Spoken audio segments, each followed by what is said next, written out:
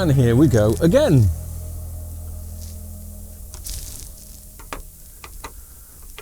Another evening of faffing around with the TV. I'm not too sure what the model number on this is. I'm just going to take the legs off.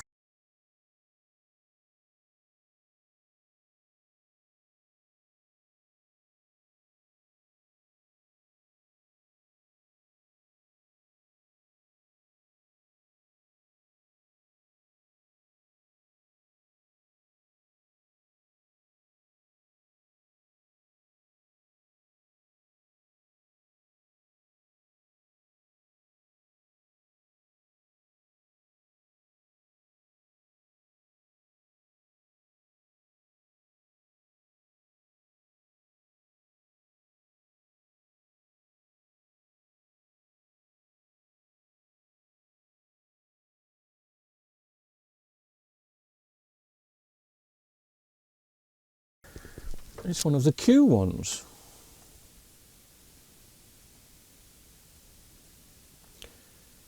QE49 Q67 rat. Well, I haven't come across this before. So it's the first time playing with one of these, and the weird thing is we've gone out of focus, but it doesn't look that new, does it? Maybe it's not coming across on the camera. This is a bit, well, it's only dust.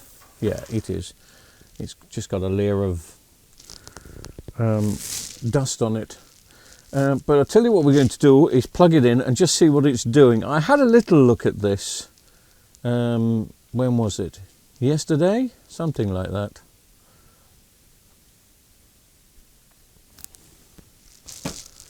And I couldn't work out if it was a backlight failure or a main board issue. So let's just get that camera again. Are we switched on? Yeah, we're plugged in and switched on. We can see that, well, we've got a standby light, which I'll just bring the other camera in. So we've got a standby light, and there's the on-off button right next to it. So let's press the on-off button. And that's what it's doing. You turn it on, it turns it off. I don't think that's a screen issue. I think it's more a main board issue. I think it's firmware, if I'm being honest, or if I'm guessing, which most of the time I am guessing. But I'll just bring this camera in.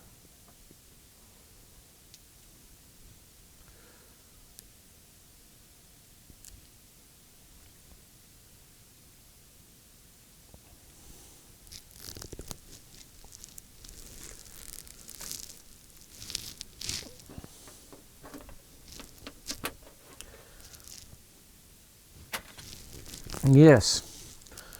So I suppose the thing to do is to break into this. That's possibly a bit too big.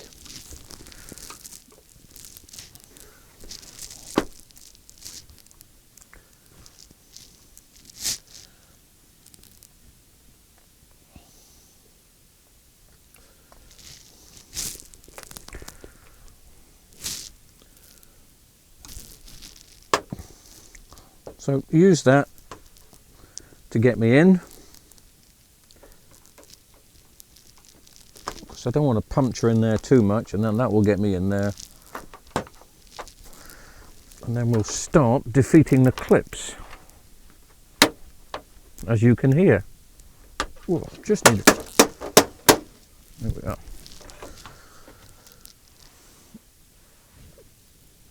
And then I can go around the other side.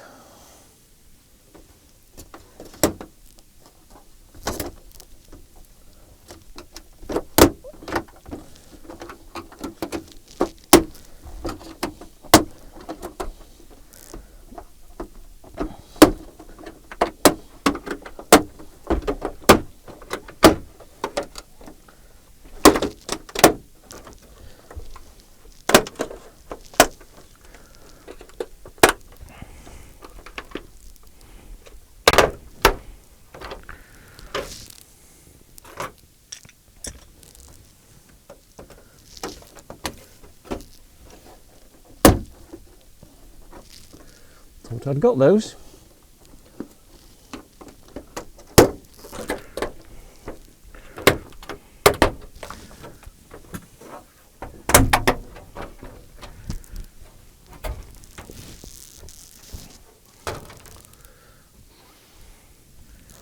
And there we have it. Did I drop my mouse? I dropped something. Screwdriver.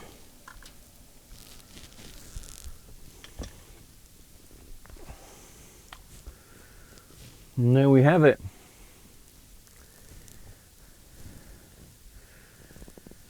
So let's plug it back in.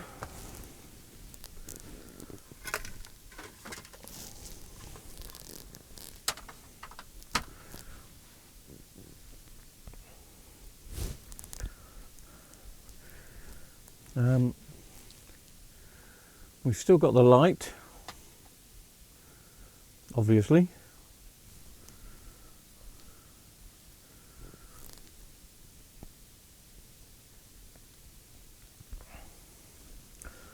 Unplug for a second,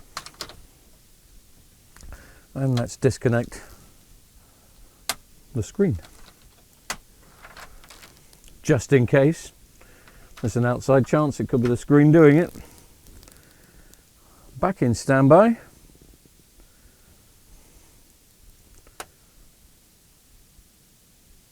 No, that has not made any difference whatsoever,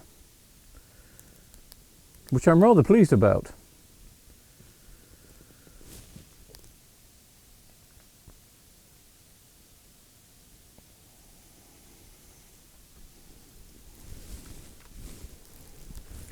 Otherwise it would have been a bit of a wasted journey. Let's just dim some lights. Disconnect the main board. See if we get any backlights on. And we do, the backlights come up. So it is looking like a software issue, firmware issue, which is usually on that chip there. I don't bother reflashing them. Once the firmware goes on these, it's leave well alone. So chasing a main board, and I will have a main board for this in my lockup somewhere. Well, once again I lie. I haven't got any boards for this. It's a QLED. It's a much later model. I've got the older ones. And look at the sort of price we're looking at. There's only one on eBay at the moment, 80 quid and 5 quid postage. So it could be a semi-expensive repair for the customer. I mean, I can't be 100%, it's just a main board, but I am 95%. So as far as this diagnosis video is concerned, that's what the problem is. That's how much it's going to cost the customer, plus a bit of labour. I mean, obviously if the main board doesn't work, I don't charge the customer anything. And I don't charge the customer for trying, for inspecting and having a go. It depends if the customer wants to fork out that amount of money for this particular TV. I'm a little bit out of date with how much TVs cost these days, to be honest with you. A couple of years ago I knew everything, man. But now I know nothing. But let's say the grand total is going to be £120 to get this TV up and running. Is it worth it? Be interesting your views on this. It's a pretty much expensive main board. I was used to main boards being 20, 25 quid. But this TV maybe is not that old and has plenty of life left in it. Let me know if you think that it's worth, you know, 120 quid bill to fix this TV. I shall find out what the customer says very soon. But that's it for this diagnosis video. That's all I can do, folks. Thank you.